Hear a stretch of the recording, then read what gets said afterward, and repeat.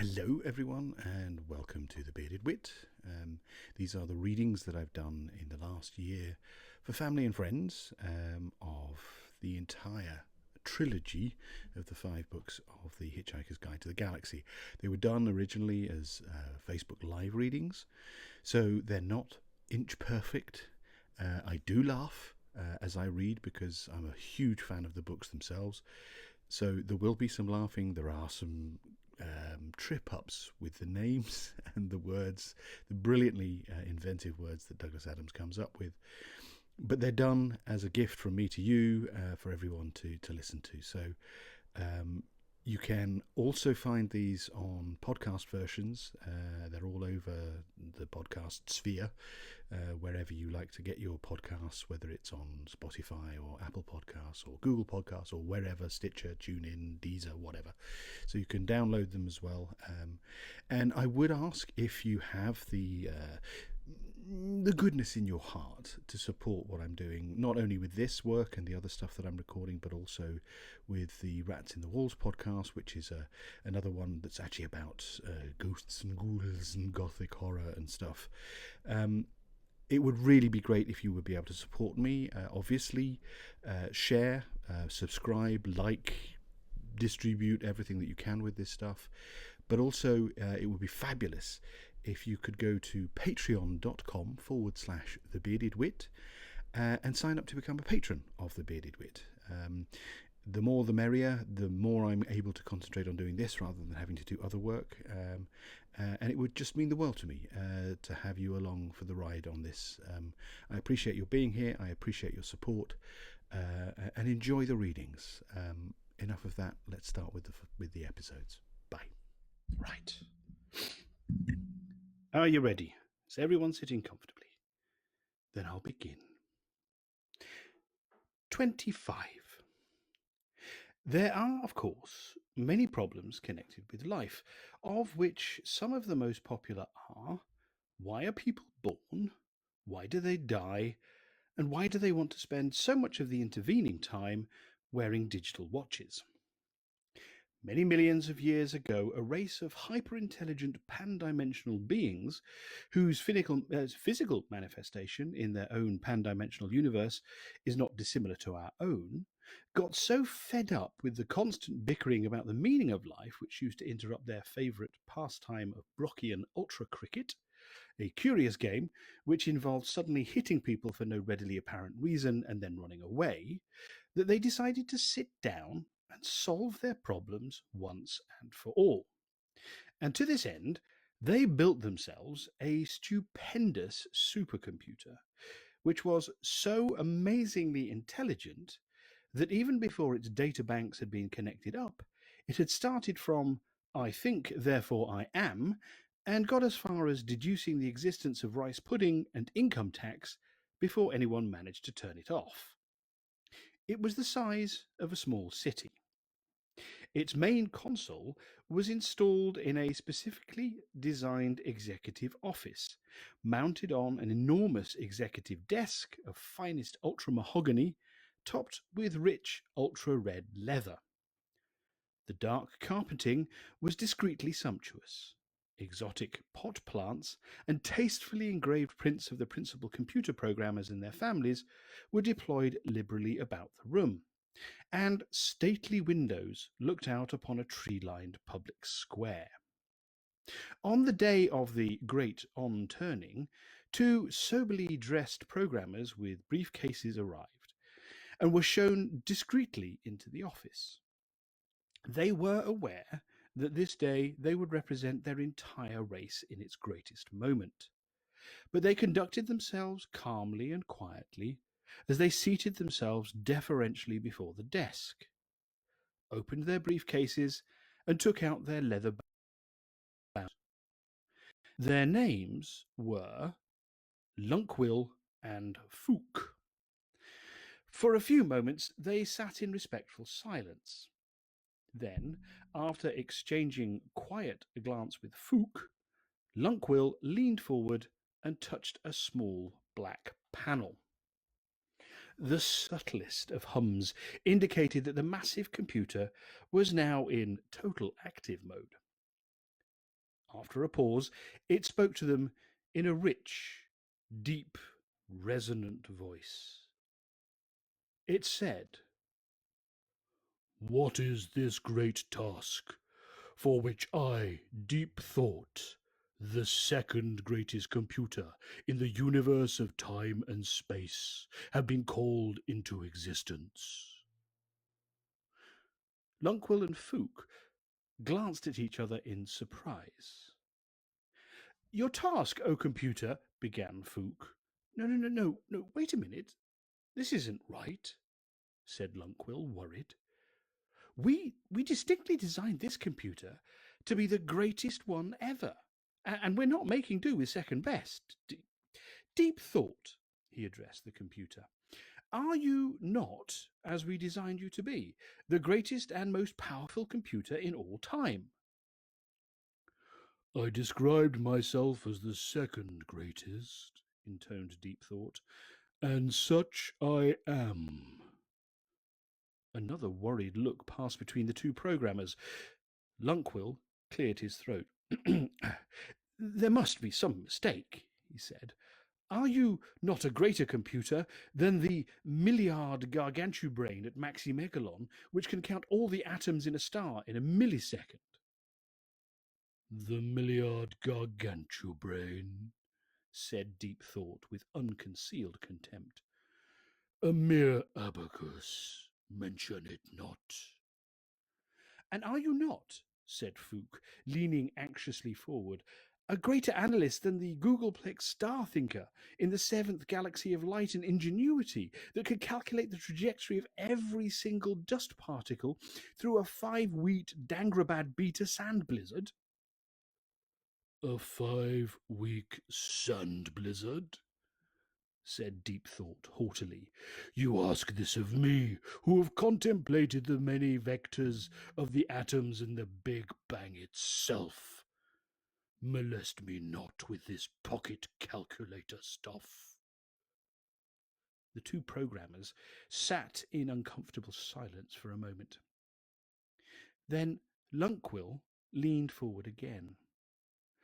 But, but, are you not," he said, "a more fiendish disputant than the great hyperlobic omnicognate neutron wrangler of Ciceronis 12, the magic and indefatigable?" "The great hyperlobic omnicognate neutron wrangler," said Deep Thought, thoroughly rolling the R's, "could talk all 4 legs off an Arcturan megadonkey.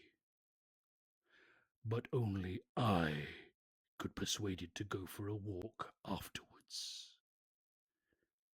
"Then what," asked Fook, "is the problem?"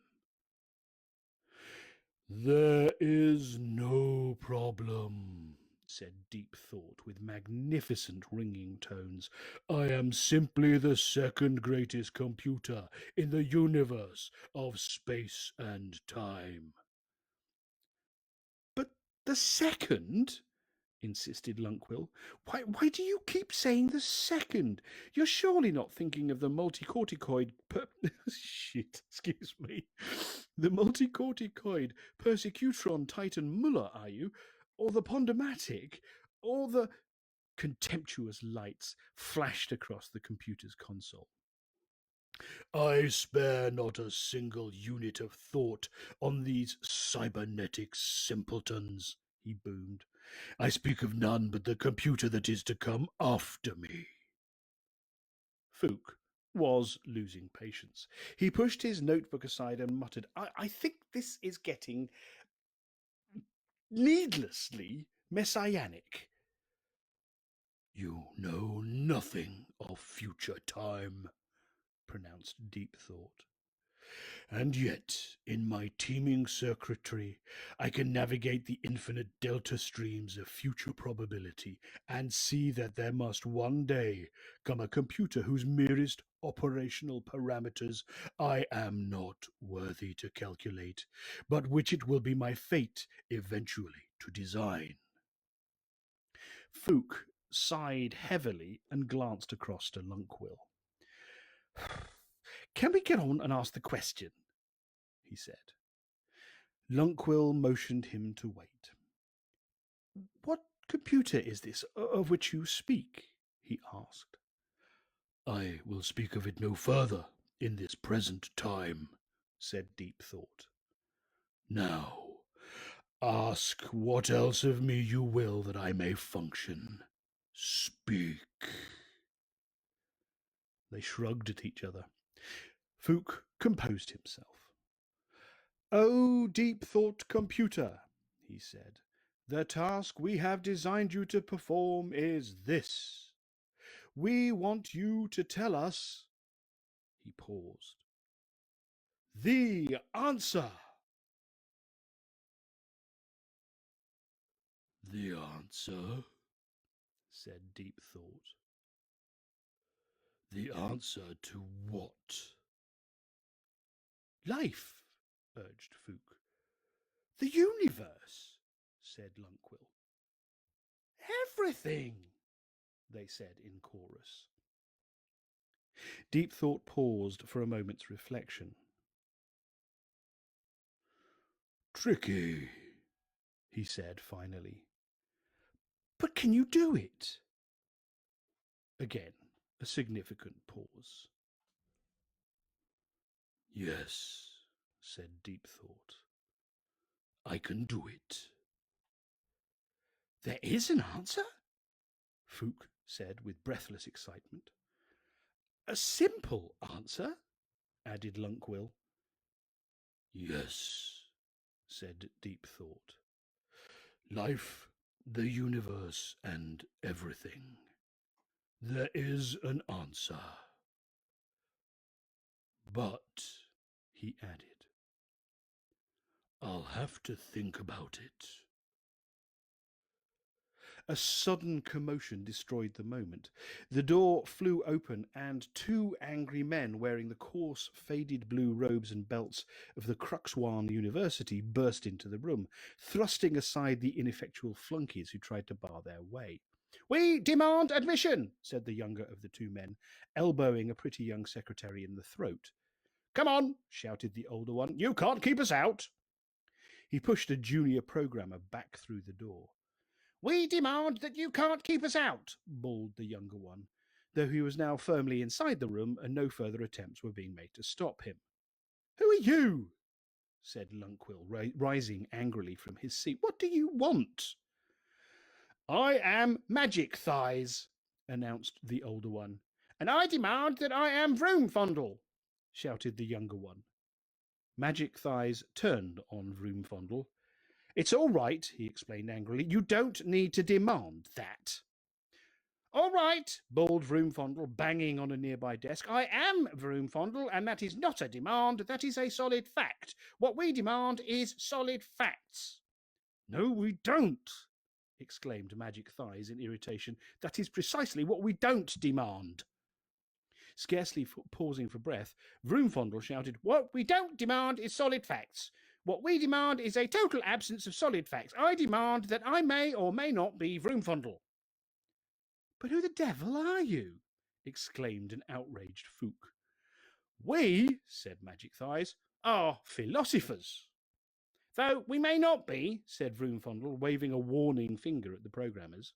"Yes, we are," insisted Magic Thighs. "We are quite definitely here as representatives of the amalgamated union of philosophers, sages, luminaries, and other thinking persons, and we want this machine off, and we want it off now."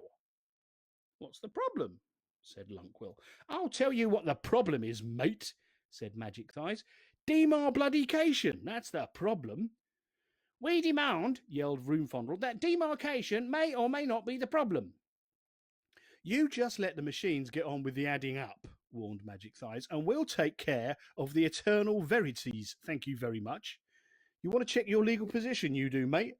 Under law, the quest for ultimate truth is quite clearly the inalienable prerogative of your working thinkers. Any bloody machine goes and actually finds it, and we're straight out of a job, aren't we? I mean, what's the use of our sitting up half the night arguing that there may or may not be a God if this machine not only goes and gives you his bleeding phone number the next bloody morning?" That's right, shouted Vroom Fondle. We demand rigidly defined areas of doubt and uncertainty. Suddenly, a stentorian voice boomed across the room. Might I make an observation at this point? Inquired Deep Thought.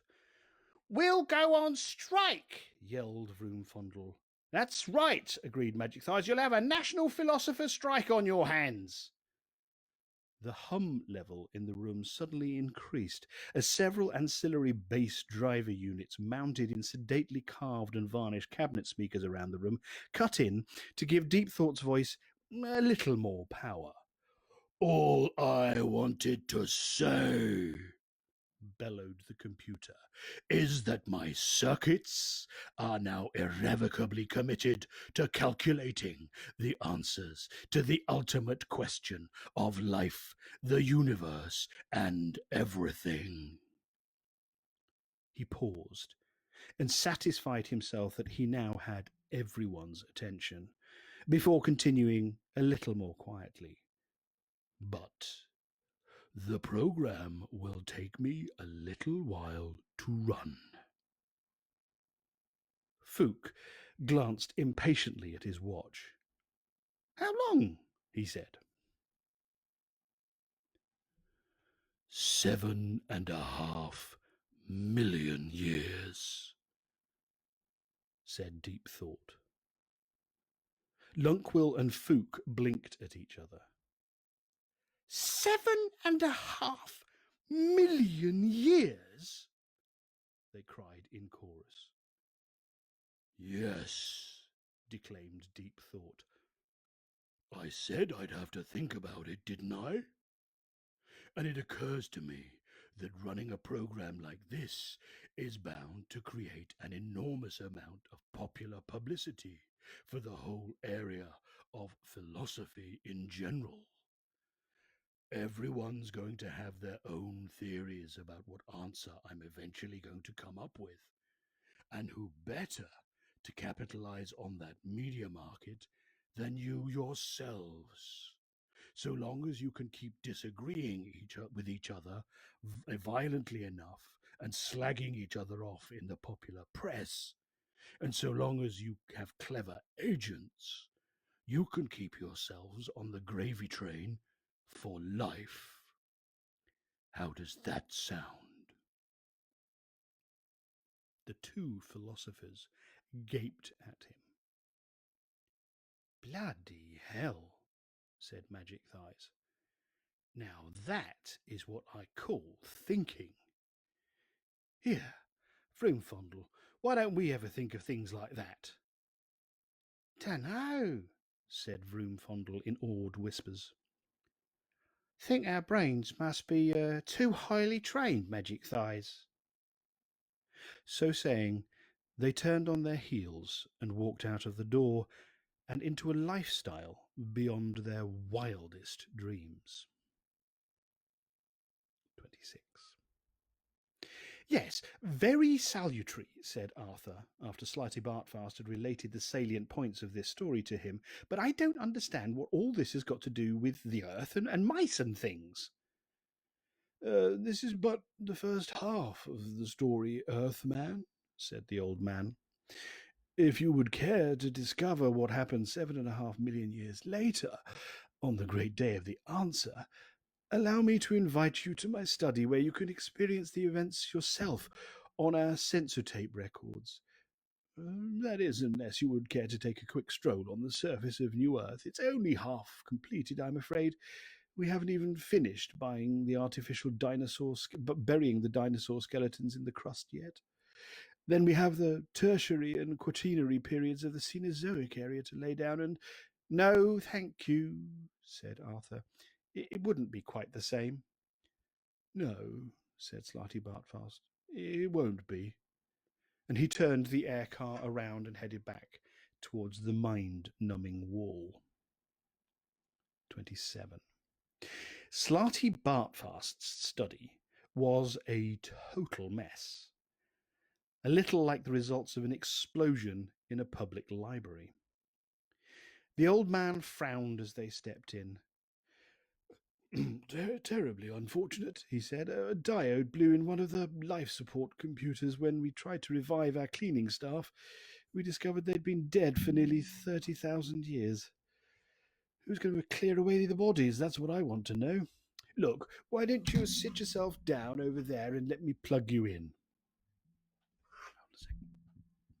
He gestured Arthur towards a chair, which looked as if it had been made out of the rib cage of a stegosaurus.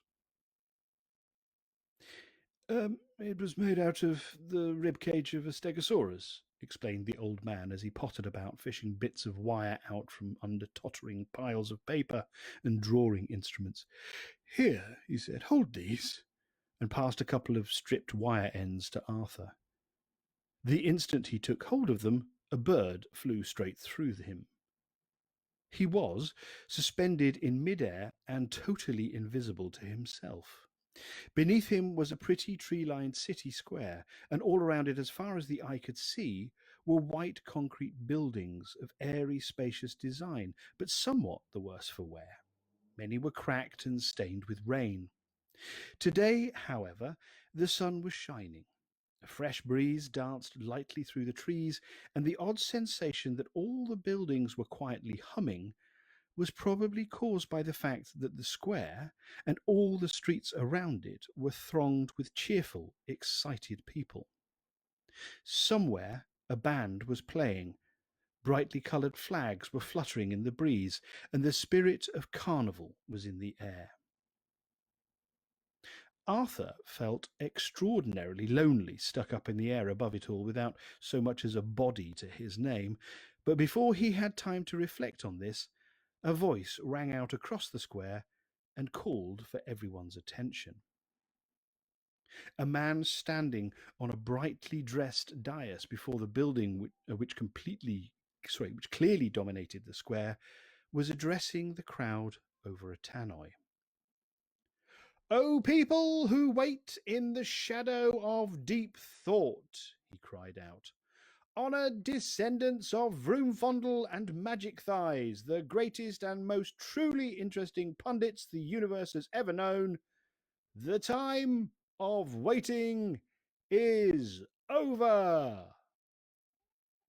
Wild cheers broke out amongst the crowd.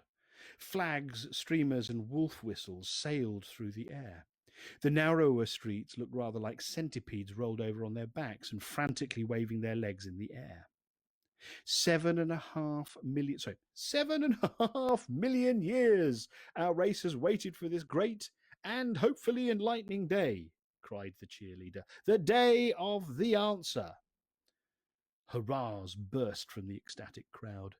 "Never again," cried the man, "never again will we wake up in the morning and think, 'Who am I? What is my purpose in life? Does it really, cosmically speaking, matter if I don't get up and go to work?' For today we will finally learn once and for all the plain and simple answer to all those nagging little problems of life, the universe, and everything." As the crowd erupted once again, Arthur found himself gliding through the air and down towards one of the large stately windows on the first floor of the building behind the dais from which the speaker was addressing the crowd. He experienced a moment's panic as he sailed straight towards the window, which passed when a second or so later he found that he'd gone right through the solid glass without apparently touching it. No one in the room remarked upon his peculiar arrival, which is hardly surprising, as he wasn't there. He began to realize that the whole experience was merely a recorded projection which knocked 6-track 70mm into a cocked hat. The room was much as Slarty Bartfast had described it. In 7.5 million years, it had been well looked after and cleaned regularly every century or so. The ultra-mahogany desk was worn at the edges, the carpet a little faded now, but the large computer terminal sat in sparkling glory on the desk's leather top, as bright as if it had been constructed yesterday. Two severely dressed men sat respectfully before the terminal and waited. "The time is nearly upon us," said one, and Arthur was surprised to see a word suddenly materialize in thin air just by the man's neck. The word was loonquall, and it flashed a couple of times and then disappeared again. Before Arthur was able to assimilate this, the other man spoke, and the word Fuokchung appeared by his neck.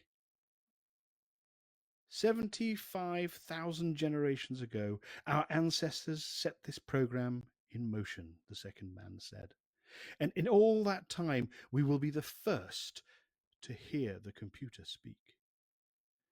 An awesome prospect, Fuokchung, agreed the first man, and Arthur suddenly realized he was watching a recording with subtitles. We are the ones who will hear, said Fuokchung, the answer to the great question of life. The universe, said Loonquall, and everything.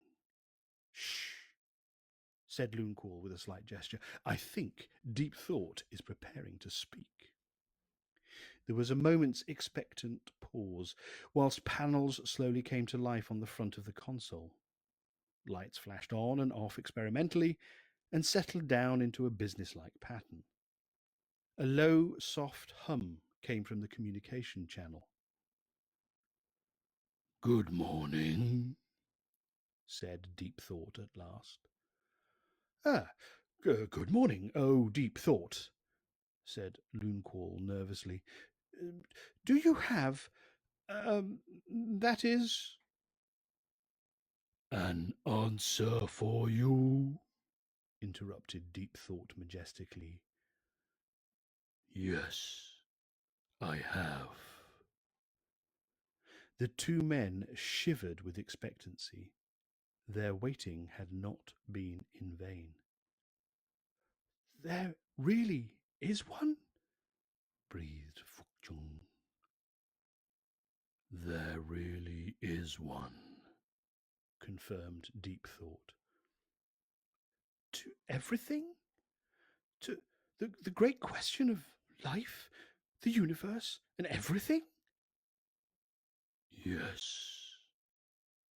Both of the men had been trained for this moment. Their lives had been a preparation for it.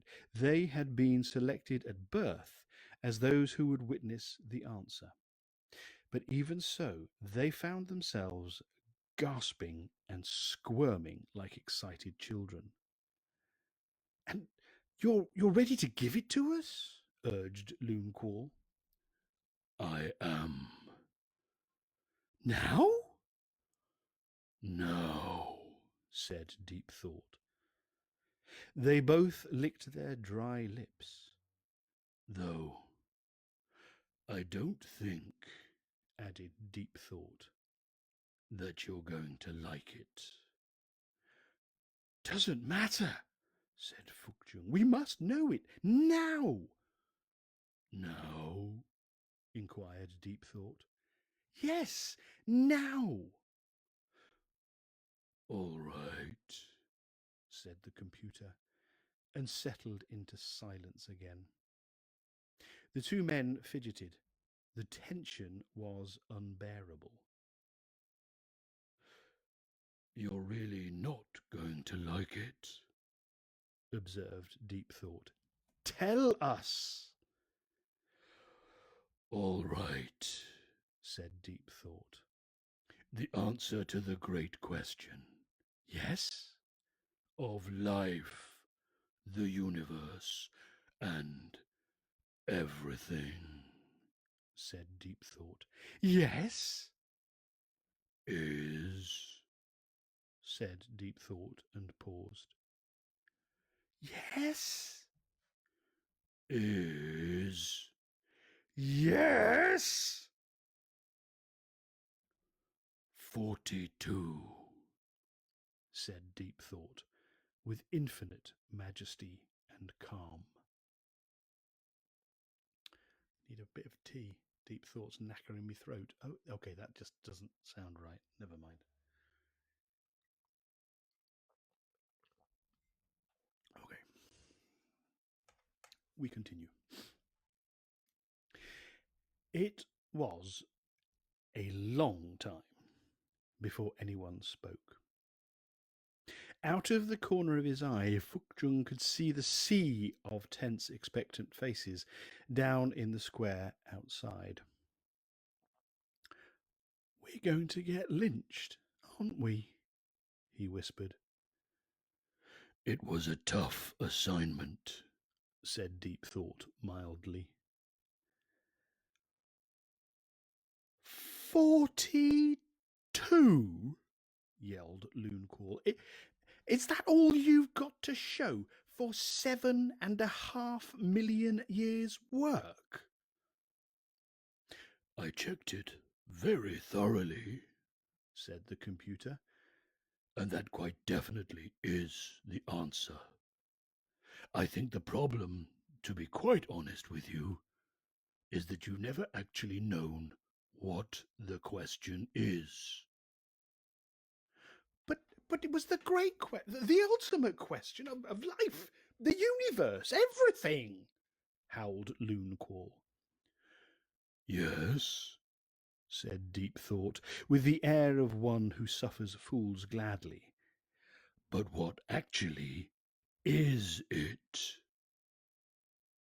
A slow, stupefied silence crept over the men as they stared at the computer and then at each other. "Well, you know, it's just everything. Everything," offered Fukchung weakly. "Exactly." I'll try that again. "Exactly," said Deep Thought. "So once you know what the question actually is, you'll know what the answer means." "Oh, terrific!" said Fukchung, flinging aside his notebook and wiping away a tiny tear. "Look, all right," said Loonquall. "Can you just please tell us the question?" "The ultimate question?" "Yes." "Of life, the universe, and everything?" "Yes." Deep Thought pondered for a moment. "Tricky," he said. "But can you do it?" cried Loonquall. Deep Thought pondered this for another long moment. Finally, "No," he said firmly. Both men collapsed onto their chairs in despair. "But I'll tell you who can," said Deep Thought. They both looked up sharply. "Who? Tell us!" Suddenly Arthur began to feel his apparently non-existent scalp begin to crawl as he found himself now moving slowly but inexorably towards the console. But it was only a dramatic zoom on the part of whoever had made the recording, he assumed. "I speak of none but the computer that is to come after me," intoned Deep Thought, his voice regaining its accustomed declamatory tones. "A computer whose merest operational parameters I am not worthy to calculate. And yet I will design it for you. A computer which can calculate the question to the ultimate answer. A computer of such infinite and subtle complexity that organic life itself shall form part of its operational matrix, and you yourselves shall take on new forms and go down into the computer to navigate its 10 million-year program. Yes, I shall design this computer for you, and I shall name it also unto you, and it shall be called the Earth." Fukjung gaped Deep Thought. "What a dull name," he said, and great incisions appeared down the length of his body. Loonquall, too, suddenly sustained horrific gashes from nowhere. The computer console blotched and cracked, the walls flickered and crumbled, and the room crashed upwards onto its own ceiling. Slarty Bartfast was standing in front of Arthur, holding the two wires. End of the tape," he explained. Morty.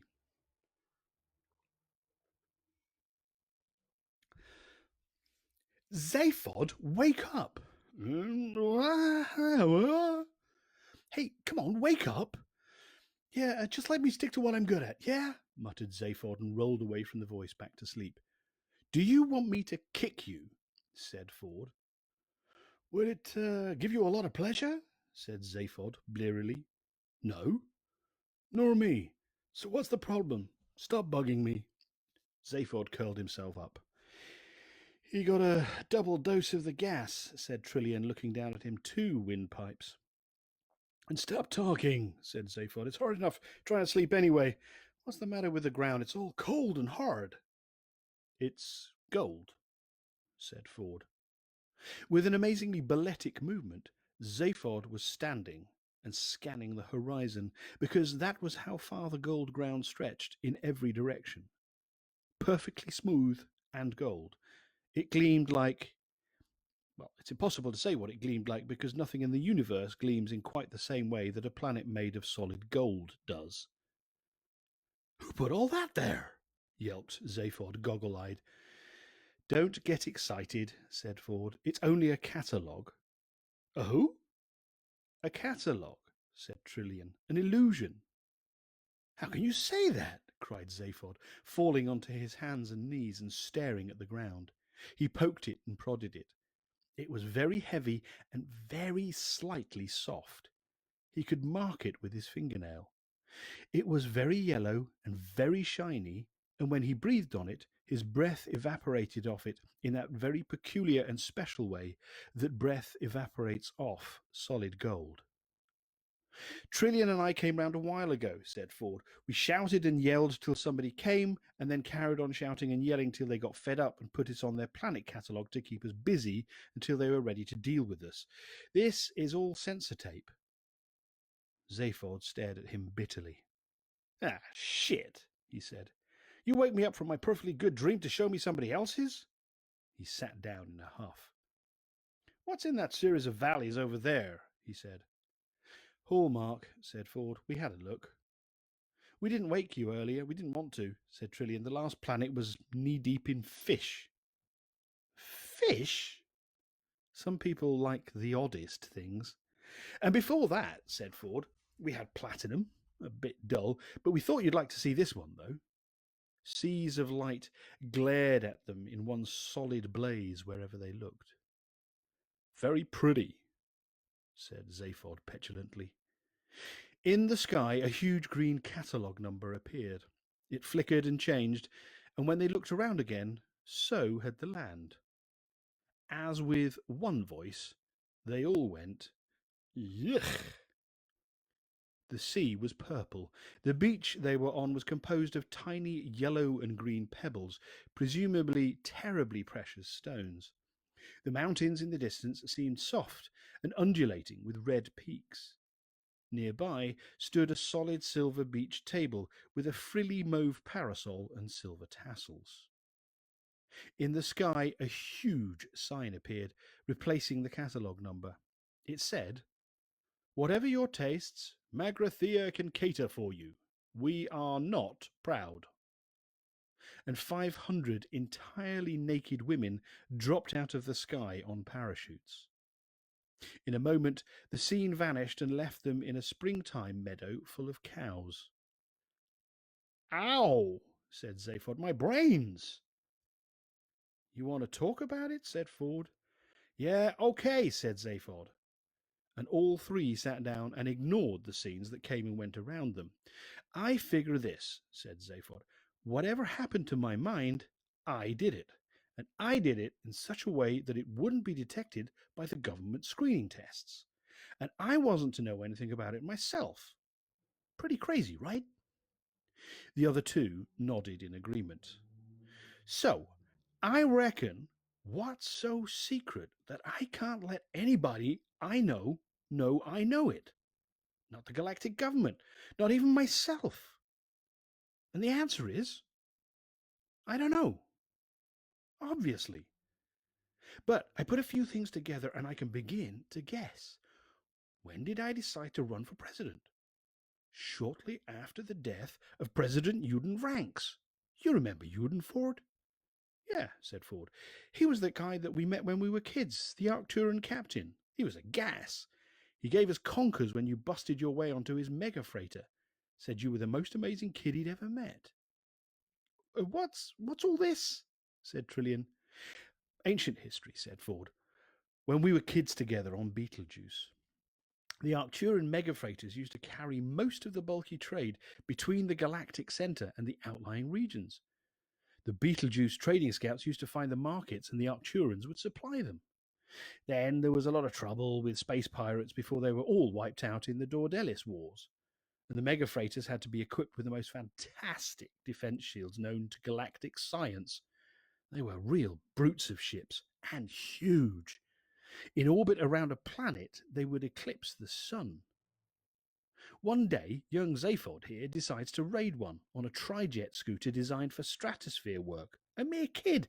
I mean, forget it. It was crazier than a mad monkey. I went along for the ride because I got some very safe money on him not doing it and didn't want him coming back with fake evidence. So what happens? We get in this trijet, which he'd souped up into something totally other, crossed 3 parsecs in a matter of weeks, burst our way into a mega freighter I still don't know how, marched onto the bridge waving toy pistols and demanded conkers. A wilder thing I have not known. Lost me a year's pocket money. For what? Conkers. The captain was this really amazing guy. Uden Ranks, said Zaphod. He gave us food, booze, stuff from really weird parts of the galaxy. Lots of conkers, of course. And we just had the most incredible time. Then he teleported us back into the maximum security wing of the Beetlejuice State Prison. He was a cool guy. Went on to become president of the galaxy. Zaphod paused. The scene around them was currently plunged into gloom. Dark mists swirled around them, and elephantine shapes lurked indistinctly in the shadows. The air was occasionally rent with the sounds of illusory beings murdering other illusory beings. Presumably, enough people must have liked this sort of thing to make it a paying proposition. Ford, said Zaphod quietly. Yeah? Just before Uden died, he came to see me. What? You never told me. No. What did he say? What did he come to see you about? He told me about the card of gold. It was his idea that I should steal it. His idea? Yeah, said Zaphod. And the only possible way of stealing it was to be at the launching ceremony. Ford gaped at him in astonishment for a moment, and then roared with laughter. Are you telling me, he said, that you set yourself up to become president of the galaxy just to steal that ship? That's it, said Zaphod, with the sort of grin that would get most people locked away in a room with soft walls. But why? Said Ford. What's so important about having it? Dunno, said Zaphod. I think if I consciously known what was so important about it and what I would need it for, it would have shown up on the brain screening test and I would never have passed. I think Uden told me a lot of things that are still locked away. So, you think you went and mucked about inside your own brain as a result of Uden talking to you? He was one hell of a talker. Yeah, but Zaphod, old mate, you want to look after yourself, you know. Zaphod shrugged. I mean, don't you have any inkling of the reasons for all this? Asked Ford. Zaphod thought hard about this, and doubts seemed to cross his mind. No, he said at last, I don't seem to be letting myself into any of my secrets. Still, he added on further reflection, I can understand that. I wouldn't trust myself further than I could spit a rat. A moment later, the last planet in the catalogue vanished from beneath them, and the solid world resolved itself again. They were sitting in a plush waiting room full of glass-top tables and design awards. A tall Magrathian man was standing in front of them. "The mice will see you now," he said.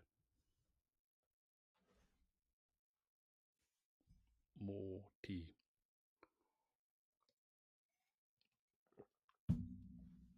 30. So, there you have it, said Slarty Bartfast, making a feeble and perfunctory attempt to clear away some of the appalling mess of his study. He picked up a piece of paper from the top of a pile, but then couldn't think of anywhere else to put it, so he put it back on top of the original pile, which promptly fell over. Yeah, Deep Thought designed the Earth, we built it, and you, lived on it. And the Vogons came and destroyed it 5 minutes before the program was completed, added Arthur, not unbitterly. Yes, said the old man, pausing to gaze hopelessly around the room. 10 million years of planning and work gone just like that. 10 million years, Earthman. Can you conceive of that kind of time span? A galactic civilization could grow from a single worm 5 times over in that time. Gone. He paused. Well, that's bureaucracy for you, he added. You know, said Arthur thoughtfully, all this explains a lot of things. All through my life, I've had this strange, unaccountable feeling that something was going on in the world, something big, even sinister, and no one would tell me what it was. Oh, said the old man, that's just perfectly normal paranoia. Everyone in the universe has that. Everyone? Said Arthur. Well, if everyone has that, perhaps it means something. Perhaps somewhere outside the universe we know. Maybe. Who cares? Said Slarty Bartfast before Arthur got too excited. Perhaps I'm old and tired, he continued, but I always think that the chances of finding out what really is going on are so absurdly remote that the only thing to do is say, hang the sense of it and just keep yourself occupied. Look at me. I designed coastlines. I got an award for Norway. He rummaged around in a pile of debris and pulled out a large perspex block with his name on it and a model of Norway moulded into it. Where's the sense in that? He said. None that I've ever been able to make out. I've been doing fjords all my life. For a fleeting moment they become fashionable and I get a major award. He turned it over in his hands with a shrug and tossed it aside carelessly, but not so carelessly that it didn't land on something soft. In this replacement Earth we're building, they've given me Africa to do. Of course, I'm doing it all with fjords again because I happen to like them, and I'm old-fashioned enough to think that they give a lovely baroque feeling to a continent. And they tell me it's not equatorial enough. Equatorial! He gave a hollow laugh. What does it matter? Science has achieved some wonderful things, of course, but I'd far rather be happy than right any day. And are you? No, that's where it all falls down, of course. Pity, said Arthur with sympathy. It sounded like quite a good lifestyle otherwise. Somewhere on the wall, a small white light flashed. Come, said Slarty Bartfast, you are to meet the mice. Your arrival on the planet has caused considerable excitement. It has already been hailed, so I gather, as the third most improbable event in the history of the universe. What were the first two? Oh, probably just coincidences, said Slarty Bartfast carelessly. He opened the door and stood waiting for Arthur to follow. Arthur glanced around him once more, and then down at himself, at the sweaty, dishevelled clothes he had been lying in the mud in on the Thursday morning. I seem to be having a tremendous difficulty with my lifestyle, he muttered to himself. I beg your pardon, said the old man mildly. Oh, nothing, said Arthur, only joking.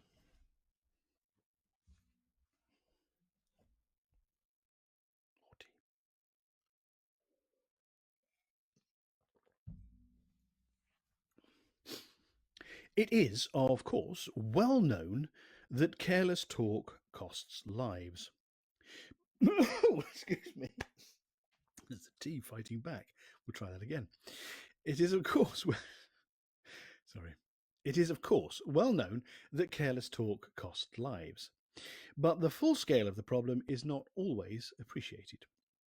For instance, at the very moment that Arthur said, I seem to be having tremendous difficulty with my lifestyle, a freak wormhole opened up in the fabric of time space, the space time continuum, and carried his words far back in time across an almost infinite reach of space to a distant galaxy where strange and warlike beings were poised on the brink of a frightful interstellar battle.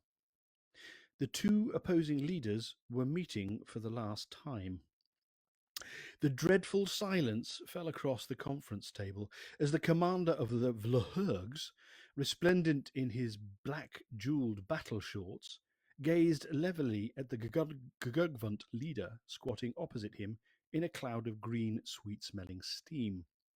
And with a million sleek and horribly beweaponed star cruisers poised to unleash electric death at his single word of command, challenged the vile creature to take back what it had said about his mother. The creature stirred in his sickly broiling vapour, and at that very moment the words, I seem to be having a tremendous difficulty with my lifestyle, drifted across the conference table. Unfortunately, in the Vlhurg tongue, this was the most dreadful insult imaginable, and there was nothing for it but to wage terrible war for centuries. Eventually, of course, after their galaxy had been decimated over a few thousand years, it was realized that the whole thing had been a ghastly mistake. And so the two opposing battle fleets settled their few remaining differences in order to launch a joint attack on our own galaxy, now positively identified as the source of the offending remark.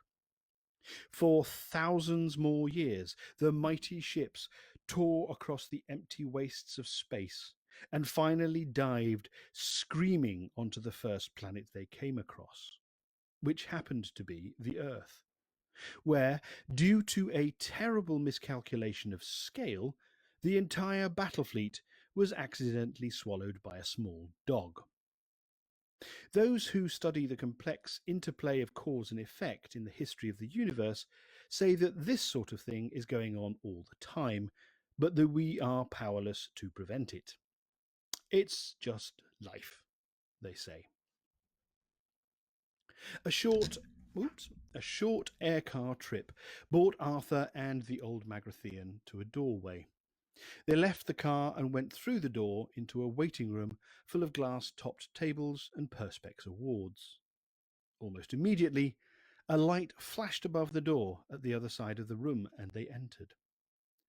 Arthur, you're safe, a voice said. Am I? Said Arthur, rather startled. Oh, good.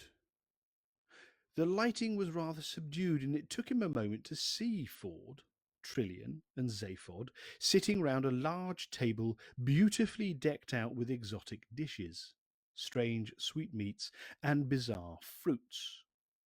They were stuffing their faces. What happened to you? Demanded Arthur. Well, said Zaphod, attacking a boneful of grilled muscle, I guess here have been gassing us and zapping our minds and being generally weird, and have now given us rather a nice meal to make it up to us. Here, he said, hoiking out a lump of evil-smelling meat from a bowl. Have some vegan rhino's cutlet. It's delicious if you happen to like that sort of thing. Hosts? Said Arthur. What hosts? I don't see any. A small voice said, Welcome to lunch, Earth creature. Arthur glanced around and suddenly yelped. Oh, he said, there are mice on the table.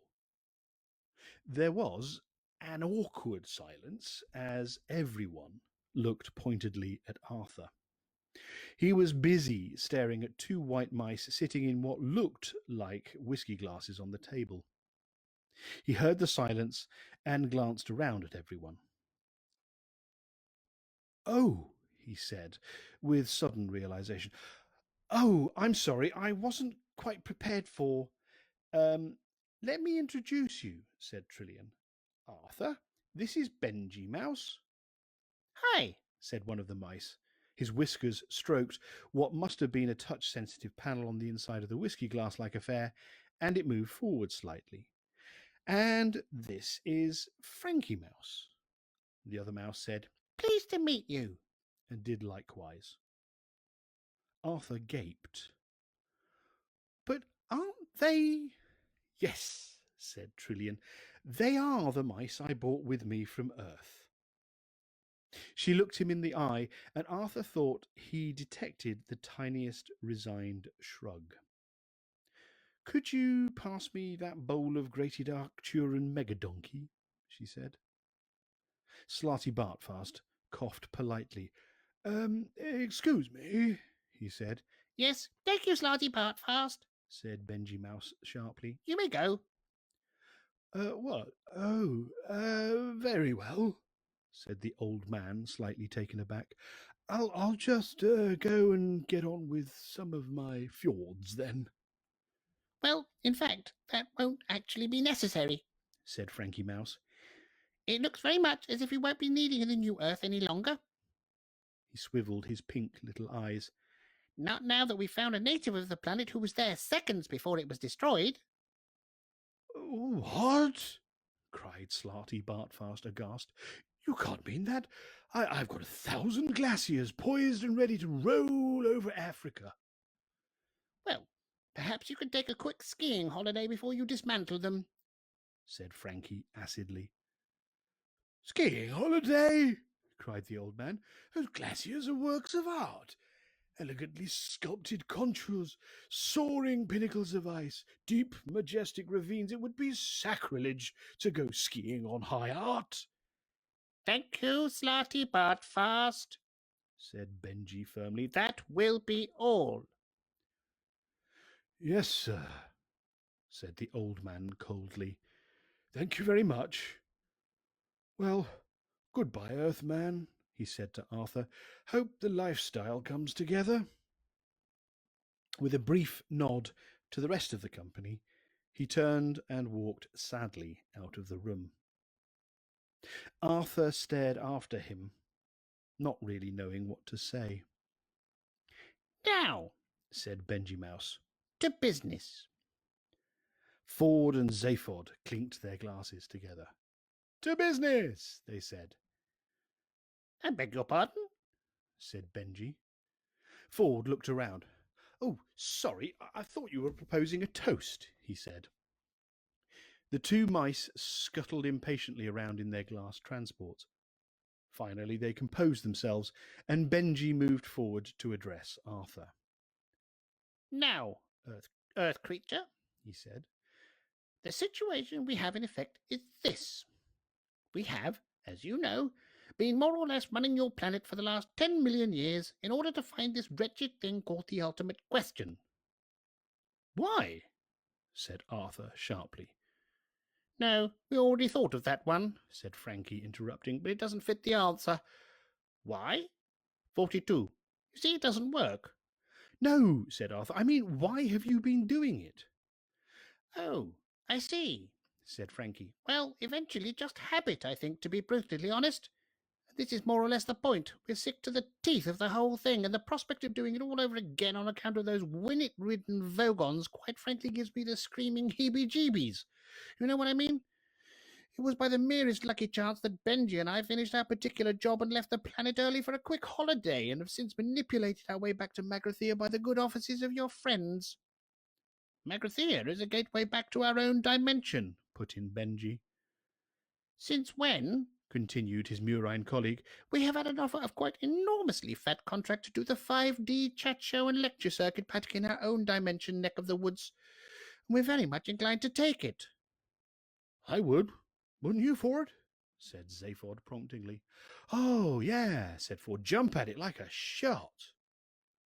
Arthur glanced at them, wondering what all this was leading up to. But we've got to have product, you see, said Frankie. I mean, ideally, we still need the ultimate question in some form or other.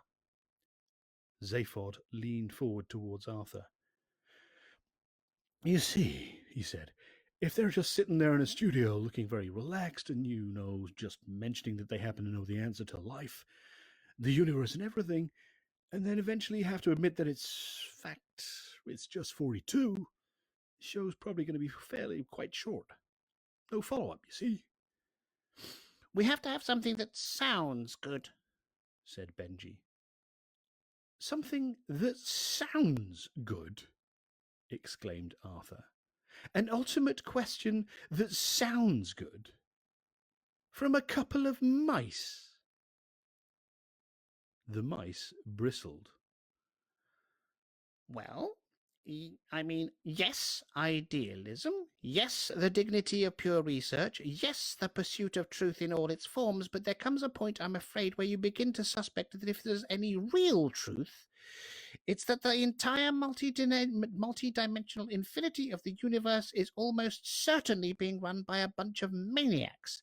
And if it comes to a choice between spending yet another 10 million years finding that out, and on the other hand, just taking the money and running, then I, for one, could do with the exercise, said Frankie. But, started Arthur hopelessly.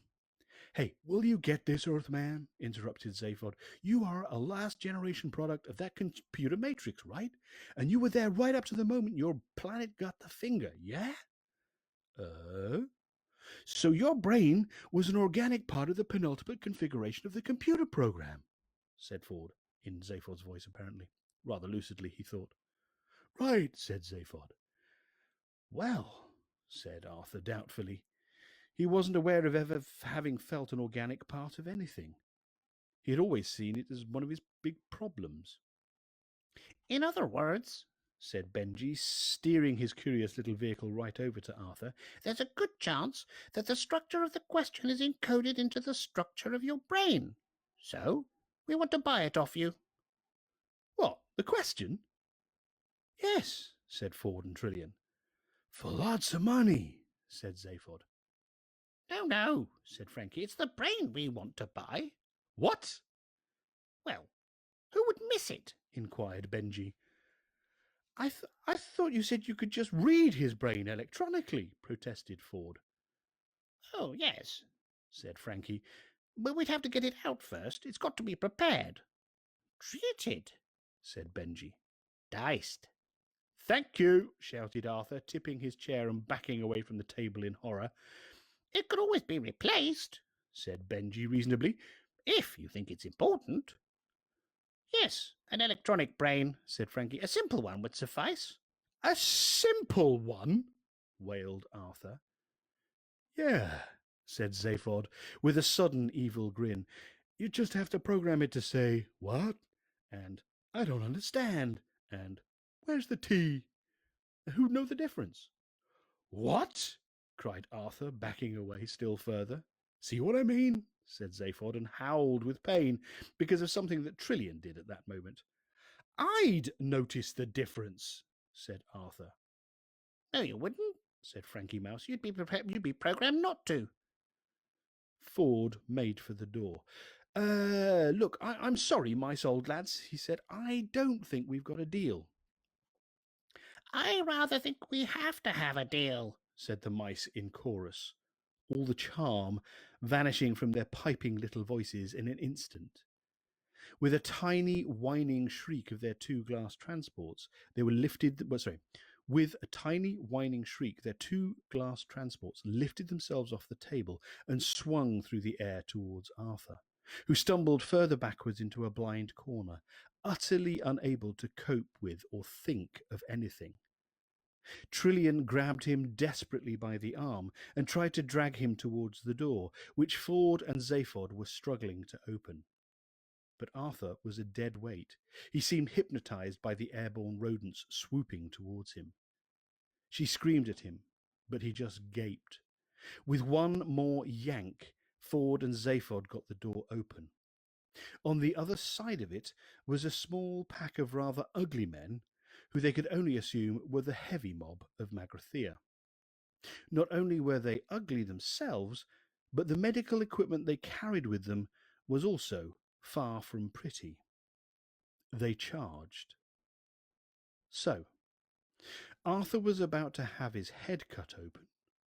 Trillian was unable to help him, and Ford and Zaphod were about to be set upon by several thugs a great deal heavier and more sharply armed than they were.